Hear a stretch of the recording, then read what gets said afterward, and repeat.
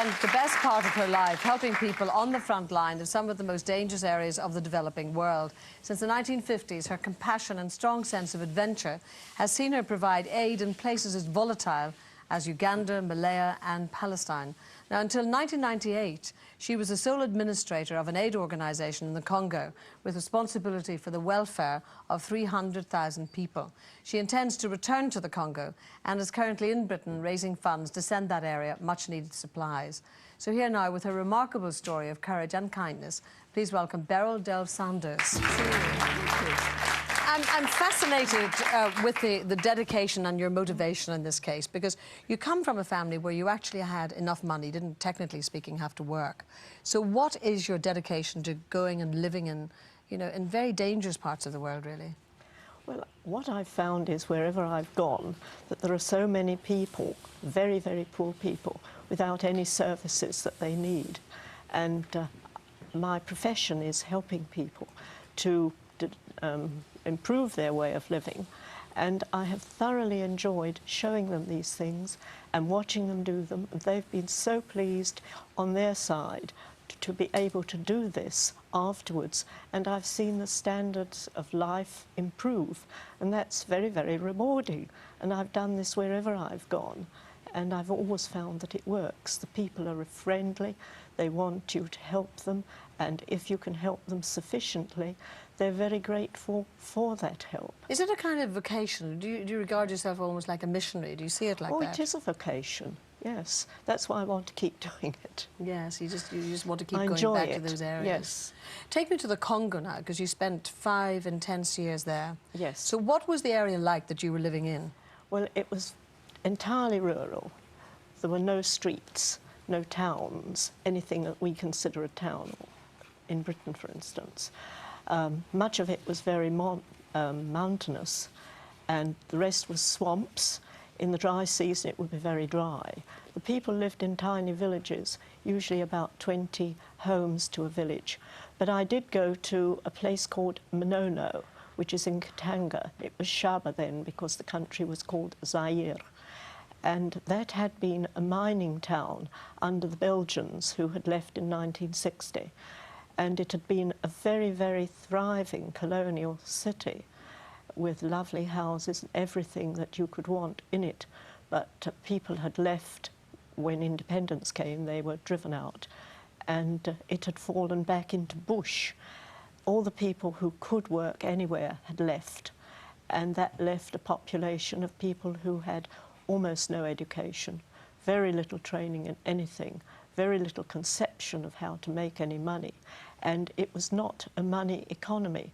I think it was true to say that if you said, well, what was the annual income, it wouldn't be $100 a year per person, it would be nil. Oh, and people had nothing. And so as a result of that, there were many enormous numbers who were really sick. There were people who died of starvation. There were people who had diseases on account of starvation.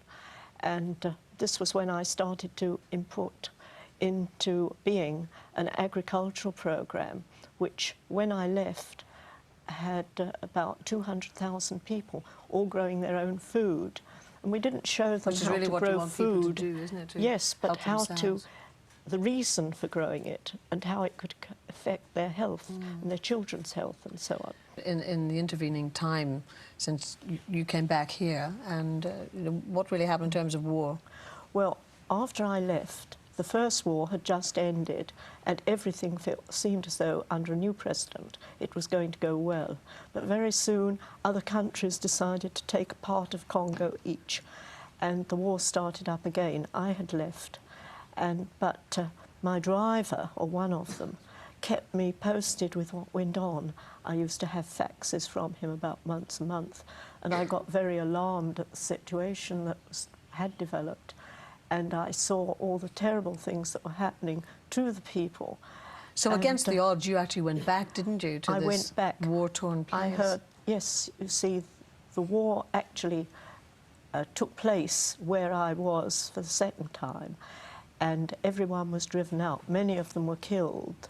The Rwandan army and the rebel army of President Mobutu together captured the town, and everybody fled. Many of them were killed before they even had a chance to flee. There was shooting all round and shells and so on, and people weren't used to this. So you must have been personally shattered by that, because you'd watched the people try to help themselves. You had got to know so many of them. It must have been so heartbreaking. So where have those people fled to now? Well, they fled all over the place, and the ones that I've been in contact with are about 900 miles from Monono, but much further away than that from Kinshasa, which is the regional capital.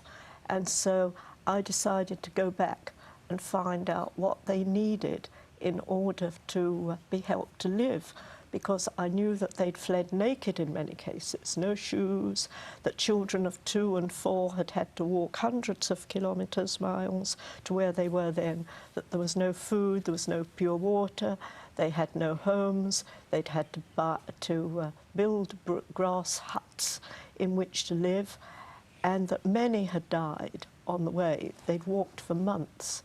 And so it seemed to me that perhaps a refugee camp was the best thing, where they could be taken away from these places and put into a place of safety. And is that what you're trying to set up This now? is what I'm trying to set up. The government has said if I can raise the money for about 1,000 refugees, that would be my staff and their families and any extra who wanted to come. What strikes me, though, is that you must have to cut through an awful lot of the political red tape in order to get through, as a woman on her own, just trying to get some help through. How do you manage that? Well, it isn't easy, because I'm known to many of the government people, and this has been a great help.